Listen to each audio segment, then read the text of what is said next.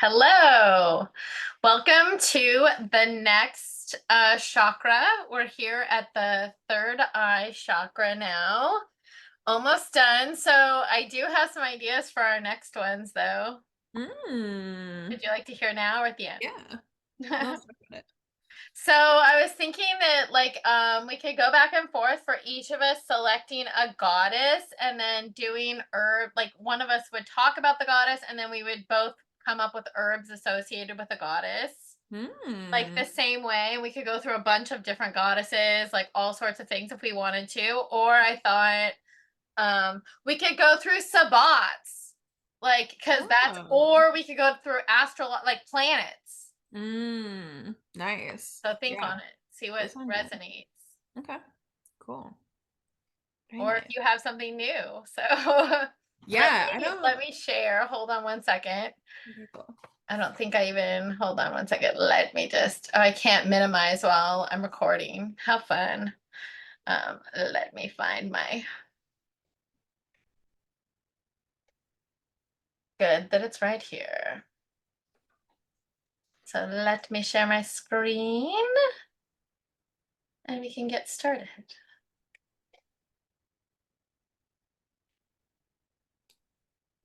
Nice. The third eye chakra herbs. Here we are. So it's called Ajna. That's the name of this chakra. And it means to perceive and to command. Okay, which is very, very important for how I look at the characteristic of the highest self, because I connect two characteristics of the highest self in this arena as well, and it definitely has the same flavor to it. So we'll circle back around to this, but I just wanted to take note of that too. So to perceive and then to command. Okay, so where is it? It is, so it's your eyebrows, it's right in between your eyebrows generally. And I've heard of it described, I've heard some people just center it right there and say to focus there. And then I had a mentor who told me that to imagine it, that it was like a disc that was located between the base of your neck and your third eye, like on the diagonal. So we can use my arm as the diagonal. And it spins like a universe. So that's what, and then it's centered, then of course, not like at your third eye, but like in the center of your, like probably somewhere, in the center of your brain or whatever. Probably like behind your like nose, almost like at that point, right? Like yeah, like I think it's like where that like gland is, where that like little like pineal gland. noggin thing, that little like button at the top of your spinal cord is. Yeah. Okay, so the symbol, and we'll look at this, is, so it's going to be a circle with two white petals on either side, although this is purple petals. And then inside, again, we see this repeat of this downward pointing triangle. It's like on repeat. And I feel like it's such a feminine symbol. I can't take it. I don't know why. Like, it's so like, it's just this like, it's like the fallopian tubes and like the uterus, like the reproductive exactly system. It's like right there. It's like the base of like, that's like your womb space, like right there. Like what, even if you don't have a womb, like where your womb space would be in character. Okay. So anyway, so then we have, so inside is the lingam and seed sound Om. And then we have this Anodia Judas depiction, which probably the more complete of all of them, has all the depictions. So it has the Om, and then on the bottom is Shakti Hakini, which is a Shakti with 6 red faces and 6 arms atop a white lotus. And then above, there's even more. Above the triangle is the crescent moon, which is, and of course I can't say, hold on. Now I messed it all up. Okay. There. So, okay, so above the triangle is the crescent moon, the manifestation Bindi, and it should be Bindi, not dot, Bindu dot, and the flash of Shiva. So that little like flag is supposed to be like the fire, like just a little fire of Shiva. So the correspondences of Ajna, the element now we move into light. The verb is I see, and the gland is the pineal gland. So where is the pineal gland? Let's see. I'm looking it up because, of course, I did not look it up. It's like, yeah, it's like forehead area. It's like in your brain, but forehead area. Yes, it is. So where is it? It's at the epithalamus near the center of the brain. Between the two hemispheres, tucked in a groove where the two halves of the thalamus join. So that's probably straight through. If you like did that disc and did the center, that's probably that centers on the pineal gland. I would bet anything. That's like my best guess. And even if it's not right, I like it. So fuck you. It's my unverified personal gnosis at this moment. I like it all works out too neat. Okay, so the body parts is the eyes.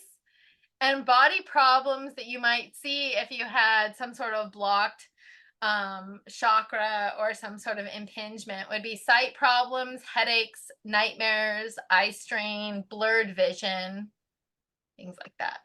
The color is indigo. So it's indigo for me is like so dark that you don't know if it's purple or it's blue. So it could go either way. Like I looked at, there's indigo purple and there's indigo blue. And it just depends on where it sits on the because indigo is, I think it's the combination of blue and purple. So anyway, so the sound is om or The tarot, I've heard it, the star and the moon together. So whether you like that or not. It's from the same people that gave us that string of tarot cards for the last one. Like it was from Justice to I think like the Tower.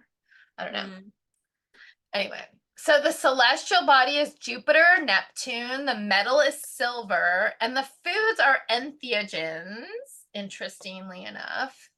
Cacao, garlic, blackberries, boysenberries, and eggplant. So minerals, lapis lazuli. And is this where you use lapis? Is in your third eye? I thought so. Star sapphire. And then people that use amethyst, I've always used amethyst third eye, but some people use amethyst for crown. So whatever works best for you. Sodalite, iolite, and labradorite as well. The animal, obviously, is our friend the owl with a lit up third eye chakra as well. And the sense is hearing. So the goddesses that resound with this third eye chakra are Shakti Hakini, obviously, and then I found Hecate as well. Tara. Hecate is just listed for a lot of things. Yeah, I feel like, yeah, like Hecate is a weird one with me. I have some, it's not negative necessarily, but I have resisted. My connections are in a different direction. How about that? And so, but I'm interested in Hecate's garden, notably. So that might be, that's an interesting, like, kind of way to get into it for me. And also, there's mythological connection between Circe and Hecate in some quarters, not where you find most of Circe's lore and information, but there is some lore that posits that Circe is Hecate's daughter, I think, or something like that, essentially. So Tara and it's associated with Iris and Isis. And we'll talk about this more. Vor, who is the Norse goddess of psychic awareness, and also Ma'at. The number is 2 because, of course, the petals, the 2 petals. And the characteristics of the self is curiosity and clarity. So remember, to perceive was curiosity, and then to command, I feel like it's clarity. There's like you have like a clearness with the third eye. You reach out and you're curious, and then there's a sense of intuitive knowing that comes with like the third eye chakras. That's like clarity or commanding, something like that. And then the women's psychic powers that Diane Stein associates with it are clairvoyance and divination, which I think pretty much fit pretty good in this instance. And there it is. There's Shakti Hakini, but I think she was supposed to have 6 red faces, so they took liberties, but whatever. Okay, so then this is this invocation to Vor that I found that I really loved, so I'm going to say it. Gracious goddess, knowing one, help me now to see, thick or thin, smooth or snag, in the tapestry, how to read and how to tell truth from fantasy, wool to hand, eyes to lips, knowing sets us free. So. Yes.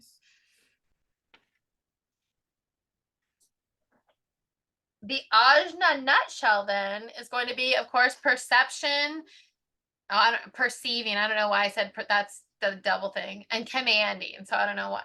I don't like that. Sorry. You're going to have to live with me getting rid of this stupid thing. We also don't often talk about in this like signs and symptoms of like overactive versus underactive. And some people who work with chakras don't really believe that they can be overactive or underactive, but we don't really talk about that in this class or in this series. However, I have had somebody who works like primarily with the chakras tell me that if you are like an not overthinker, but if you try to like predict like all possible outcomes, like if you're an overthinker, yes, it's like an overactive third eye chakra. Ooh, I could definitely see that. Yeah. You're like yeah. So my first one for the third eye chakra is Ginkgo Biloba. Nice. I love, and let me tell you, both of the herbs that I have tonight have amazing lore, like so many stories, and like it's cray. So if I don't touch them all or whatever, I'm sure there's ones that I'm not going to get to. So this is Gingko. This is the image of the botanical drawing, the vintage botanical drawings that I love so much. And this is what AI thinks it looks like, which, whatever. Okay. Good. Not so bad. So the parts used are the bark, the seeds, and the leaves. And other names for it are living fossil, Bai Guao or Gui or it's the ginkgo seed. And the ginkgo seed is poisonous if it's not cooked. And then there's Bai Guo Yi, which is the leaves. So, and I don't know how you say it, Yuo, Guo. Bai Guo Yi, maybe? Yeah. So then it's also called duck's foot. Are you okay there? Yeah, I know. I have to grab my charger, but keep talking. Okay. Maidenhair tree, American, and we'll talk about some of these as well when we go through the things. I just didn't pull them out now because they fit better with like in the lore section. Yeah. Witch's broom, Yao Chio, and Yin Sang. So the correspondences, so the element is water, the planet is the moon or Venus, and we'll talk more. The Venus one is it's kind of an interesting way around to get to Venus, so we'll talk about that and what you think about that. The distinctly American thing. So The astrological sign that's associated with it is Pisces, which I can 100% see.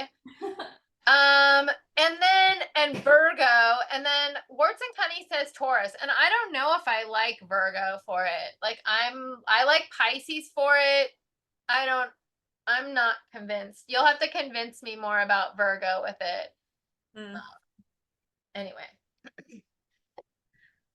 So, where am I? Okay, the Sabbat or ritual that it's associated with is going to be spiritual initiations of all sorts. And the goddesses, so the tree is venerated as like a deity in and of itself, you'll see. So it's like it has its own spirit. Sometimes there's this, we're going to talk about like its own spirit. Kind of like Palo Santo. Yeah, like it's its own, yeah, like it's not, it's venerated itself in specific ways that we're going to see. So Aphrodite and Venus, like I said, that's like a late thing. And then there's also this Mnemosyne, or it's the Greek goddess of memory. So which okay, that's legit, I would say. That's better than, I don't know, you'll see. I'm not saying nothing. You think I'm just giving the information. Yeah. And then we can talk about it when it falls out. Then we can talk about why I have a little chuckle. So the plant information. So these are living fossils. Okay, they've remained unchanged for so long in fossil history. This tree is the same today as it was in the time of dinosaurs. When dinosaurs were walking around, the ginkgo tree was there. It had a little bit more varieties than it does now, but it's virtually the same. So something happened before the last ice age. The ginkgo species was, like I said, diverse, widespread.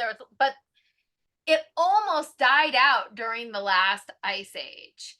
And so during the last ice age, it survived in very specific places in China, in these valleys, like these hidden valleys that remained kind of secluded and warmer and protected. And they survived in very small amounts. And so the modern ginkgo is here because 3 species were set apart in these like hidden places. And these species have been here. They're the children and grandchildren because they live for 1,000 to 2,500 years. So they see a lot. It's like saguaro cactus. They're like old souls. They are not like herbs are not old souls. Okay, let me tell you, your marijuana, we're gonna talk about that, is not an old, like that's just a plant. Like it may have like memory in its DNA, but the ginkgo plant that you would stand next to could be like 1,000 years old, right? So if they are old, they live a long time. They are living fossils. Okay, so this is like nice. So the sole survivor of this whole like 3 species, like during the ice age, like extinction process, is this Ginkgo. Ginkgo is the one species. And it's noted though that I've heard that you have to tincture it because the active ingredients aren't water soluble. So I don't know if that's true, but I have it written down, so I'm offering it up. I tincture almost everything. I prefer a tincture, so I love a tincture. So I think you and I both have a ginkgo tincture currently, don't we? Yeah, I do. I have a lovely one. Yeah. So this is okay. So this, at some point in the time when it was secluded and it had been narrowed down to this one species, it went from this wild plant that was protected in these valleys to being completely domesticated. So it was at monasteries is where this happened. And the oldest ginkgo in the world is 1,400 years old today. There it is. You see it right there. And it's found at a Zen monastery in and I'm gonna murder this, Zan China or Xian China. And the lore is that these monks save these trees they save them from extinction through domestication. So they took and they protected these trees. And so that's what we have. That's the ginkgo that we have. So now let's get into the lore and the stories because they are so rich. So the first referenced use of ginkgo was in AD 980 in the text Ko Wu Chu Than by Liu San Ning. And I just want to take a bow right now for that. I am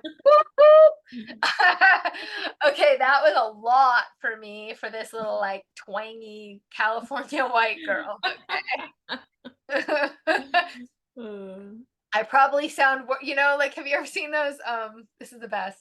Like, you have like they'll take somebody from another culture who speaks a different language who doesn't speak English, and they'll ask them to talk how they think America sounds. Oh yeah. Oh my gosh, I can imagine what like, I'm sure I sounded like the female. I've only seen the male version, and it was pretty accurate. I was like, yeah. But if it was, I wondered. I'm sure the female would sound a lot like. I thought that. So here's more of this, and I can't see myself because I put okay. So and this is in China as well. So the Chinese philosopher is. The lore is that Chinese philosopher Confucius is said to have sat under the ginkgo to give his teachings. And then we have more China. Okay. So the imperial family of the 11th century started popularizing this ginkgo image, and they used it in arts, they used it in fabric, they talked about it in poetry. It became a thing that it doesn't leave the Asian cultural milieu ever. Okay, even to this day, like it's the image of the ginkgo is an important cultural image throughout many different places in Asia. We're going to talk about more. So because this is rad. So then we go over to Japan. So we go to Japan, and ginkgo plants are so resilient. They were among some of the atomic bomb survivors. 6 ginkgo trees planted in the 1850s near a Japanese monastery in Hiroshima survived the atomic bomb. Wow. So exactly. Freaking rad. You know what that is? That's Mother Nature saying, fuck you to patriarchy. It's saying, fuck the fuck out of you. Like, we remain. Blow it up. We remain. Yeah. I love it. And maybe they are domesticated, but that seemed pretty fucking feral to me. Yeah. Like, anybody that can survive a nuclear bomb, that's pretty feral. Yeah. So here we are again. I have to, we're in Japan still. So this is where we're talking about these Shinboku trees where spirits called kami have ritually been invited to inhabit.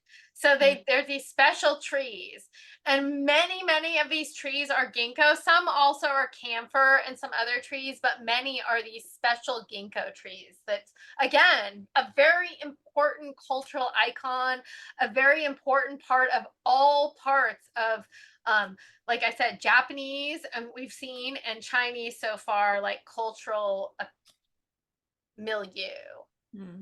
Okay, so the next one, and I'm right in the middle, so I don't look in, is Japan. Again, we're still in Japan. So it's also in Japan, it's known as a mon, and it's part of the cultural, just like I said, iconography and art, poetry. It even is part of family crest in Japan. It started appearing on kimonos as early as the 15th century. So beautiful kimonos. Yeah. So again, I love now the AI pictures are making the leaves like so big. I know, I love it. Me too. I know they appreciate those leaves because they are awesome. So in Korea, again, so we have this in Korea, it's also important. It's found, okay, in where it's often there'll be a ginkgo tree that is the town tree. And it will be a tree and it will be a symbol of protection for the town. It's called a dangsan namu, or a god tree. So like I said, many of these trees, they either believe that there's spirits, like those kami spirits inside them that they were invited into, but they kind of then they're their own tree spirit. And then also this dangsan namu, they're like the god, they're called god trees.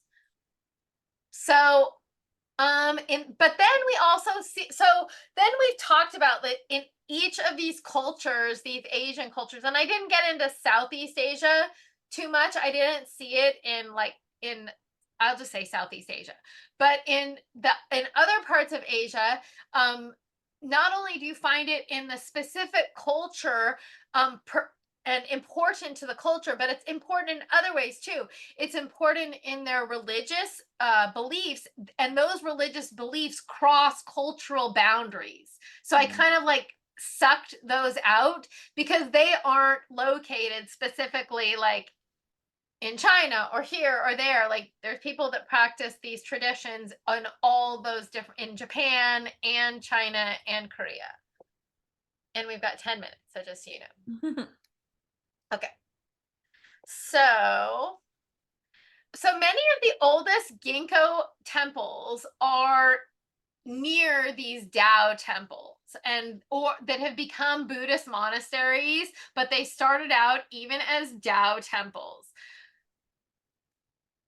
So they don't really know which came first, the chicken or the egg. What they think is actually these temples predate Taoism.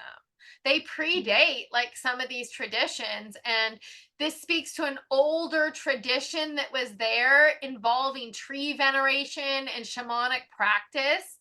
It's thought that many of the temples were built around the trees in honor of Gingko. So it wasn't the other way around. The tree was planted. It was that they actually picked that place because it had this special, beautiful Gingko like tree there. And so they are for the Dao tradition, Ginkgo plants are the physical representation of yin yang, of elegance, and longevity.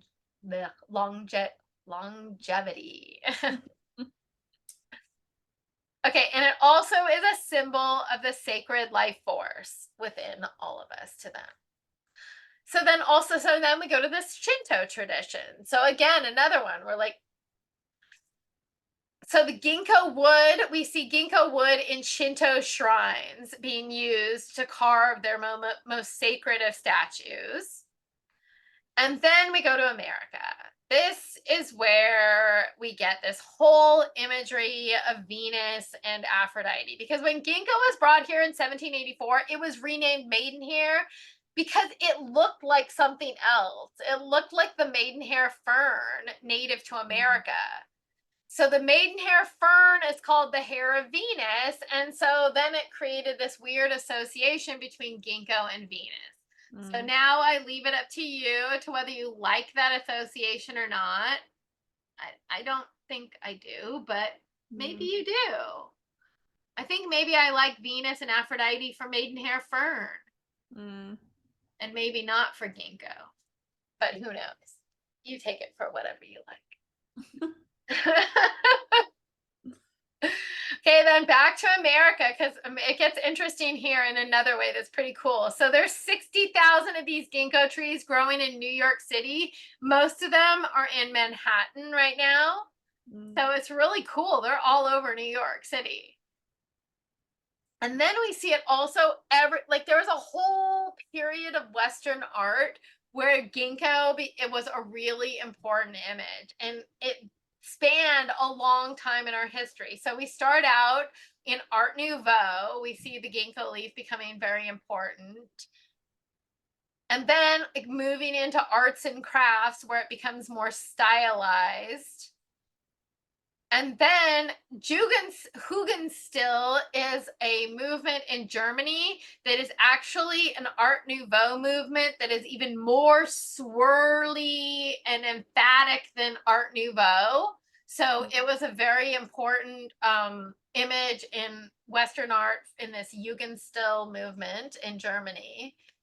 And then also in Art Deco, it was used during the 20s. So all the way through that turning of the century, from the late 1800s all the way through the beginning of the 1900s, the 20s, it was a very important symbol. And it was because mostly that these traditions were looking back into Asian aesthetics anyway, and they were grabbing these motifs from all the motifs that we saw from Japan, from China, from Korea. This is an important plant in Asia. And so like when Asian stuff get like it becomes popular, then all these images that are very important in Asian art, they get borrowed and get reinterpreted in some interesting new ways, and you get a very Western spin on some of these very distinctly Asian images. So the magical properties of ginkgo. So healing and health, that's got to be a biggie. And then also money and wealth. It is traditionally used as a tree for healing and money and wealth. So both of these things are very traditional uses for this plant. So put a ginkgo leaf in your wallet to increase wealth. So if you use a green ginkgo tree, then you want to grow the green in your wallet. And if you use a yellow, you're using it to bring in the gold. Nice.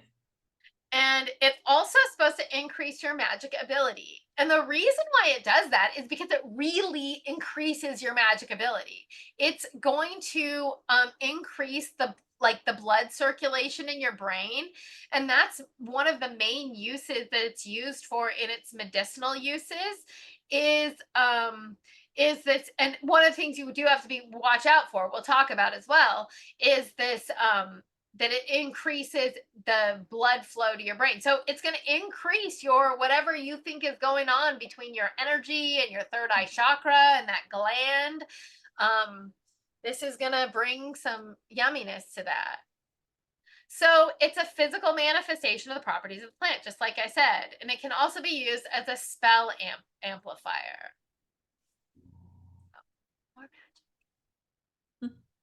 So love and sex magic. And you know what? At first I'll go back. At first I was kind of like, well, that's just because of its association with Venus or Aphrodite. But you know what? I don't think so. I think it's actually the same as why it increases the blood flow in your brain, is because anything that increases blood flow anywhere increases the blood flow in your genitals. And if that will make you sexy. So you can use that physical property of this herb or this plant or this tree. You could use that physical property and translate it into your magic, which that's why you always have to know all sorts of stuff about these herbs and their history and their lore and how they're used and their medicine, is because that is your key to how it works magically. A lot of times they don't just pull these things out of their ass. These things, every magical use is connected to we find it's connected to something. We dig it up usually why people believe the way they do about these things. I would like to say a caveat that I believe that some big name people do pull meanings out of their ass. Yeah, well, but if you're actually doing research, exactly. You know what? I rarely, when I'm doing my research, yes, there are individuals and even books maybe that pull shit out of their ass. Yes, of course. UPG as well, enjoy that kind of fun. So somebody's pulling shit out of their ass with that UPG. I'm telling you, it's floating around all over the place. So, but you can see, I try to look at why, so that then when you're using it magically, you have some instinct as to why you're using it that way, right? I think it's important. So whether some people pull it out of their ass or not, for you and me and my magic, I'm kind of interested in knowing. Yeah. 100%. Longevity is clear. Why is it longevity? Because that tree lasts freaking forever. It's old and long and the same today as it was yesterday. It'll withstand strength. It's got strength. It'll withstand it. Withstand a nuclear bomb. Yeah, there you go. It's strong, long standing. It also has wisdom. So I think anytime you have an herb, and we've got 1 minute, so I'll finish through this slide. Anytime you have a herb that is long standing like that, you're always going to get wisdom, usually as like a part and parcel magic component to that as well. Yeah, agreed. Like I was at the saguaro cacti is like just one that comes to my head, but also the redwoods in Northern California. Like there are things that are long, or like there's like something that grows. It starts with a C, maybe chatterella. No, I don't know, but there's something out in the desert that's like the longest living plant, one of the longest living plants, and it like has this like underground network, and it just like clones itself. So it's like, anyway, I'm gonna have to look it up. Anyway, so but it has the characteristic of wisdom as well.